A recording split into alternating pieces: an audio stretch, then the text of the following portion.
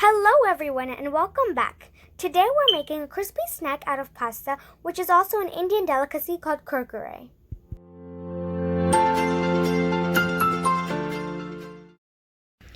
The ingredients we will need are pasta, chaat masala for garnish. If you don't have chaat masala, you can use any other masala you'd like. Salt, paprika powder, and some oil for frying. Take 1 cup of pasta and boil it for 5 minutes. After boiling the pasta, drain it. Place the pasta in a tissue so it can dry. Fry the pasta in the oil. It's almost ready. Now all we have to do is add our garnishes. First, the chaat masala. Then the salt.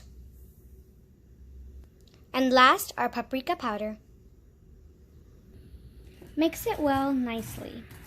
Our kurkure is ready. Now you can eat this whenever you want, and it's a great snack for kids. If you enjoyed this video, please like, share, and subscribe. Bye! See you next time!